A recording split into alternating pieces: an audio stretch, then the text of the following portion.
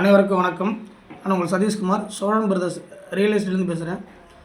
இன்றைக்கி மே 1 நமக்கு நல்லா தெரியும். உழைப்பாளர் தினம். உழைக்கும் மக்கள், நடுத்தட்ட மக்களின், வறுமைக்கோட்டு கீழே உள்ள மக்களின் மற்றும் அனைத்து இடங்களிலும் உழைக்கக்கூடிய மக்களின் வழிகளை மனதில் கொண்டு அவர்களுடைய வேதனைகளும் அவர்களுடைய வாழ்வியலும் கருத்தில் கொண்டு நாம் அதுபோன்று ரொம்ப கடுமையான உழைப்பாளர்களை கண்டெடுத்து அவர்களுக்கான உதவிகள் செய்ய வேண்டும். கண்டிப்பாக நாங்கள் செஞ்சிட்ருக்கோம். அதே மாதிரி நீங்களும் செய்யணும். ஏன்னா இந்த உலகத்துலேயே பார்த்திங்கன்னா ஒரு கேட்டகரி ஆஃப் லிஸ்ட்டு வச்சுருக்கேன். என்னென்னா, இந்த அடித்தட்டு மக்கள், உழைக்கும் வர்க்கம்னு சொல்கிறாங்க பார்த்தீங்களா, இவங்க உழைக்கும் வர்க்கத்துக்கு உழைக்கிட்டே இருப்பாங்க, நேர்மையாக உழைப்பாங்க.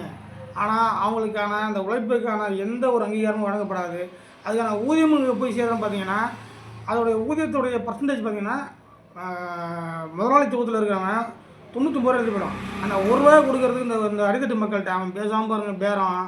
அதனால் இது சொல்கிறேன், இந்த ரோட்டில் காய்கறி விற்கிறாங்க பார்த்தீங்களா, ரோட்டில் காய்கறி விற்கிறாங்க, பழம் விற்கிறவங்க, பூ விற்கிறவங்க, யாராவது கீழே டீ விற்பாங்க, அவங்களாம் இந்த பேரம் பேசி அவங்களுக்கு என்ன மிஞ்சி பண்ணால் ஒரு நாளைக்கு ஒரு 300-500 கிடைக்கும்.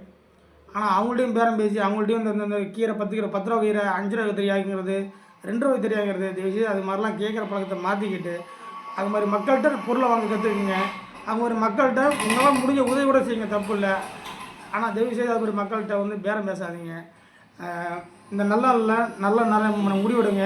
அதில் இன்னொன்று சொல்கிறேன், இது இந்த உழைப்பாளர் தினம் வந்துகிட்டே இருப்பீங்களா, இது ஒரு நாளைக்கு என்ன ஆகும்னா, இந்த அடித்தட்டு மக்கள் முதலாளி தினம் கொண்டாடணும். ஏன்னா நீங்கள் உழைச்சி வேறு கொடுத்துட்டே இருக்கீங்க. அதனால் நீங்கள் ஒரு இண்டிவிஜுவல் பிஸ்னஸ் எவ்வளோ தான் பரவாயில்ல.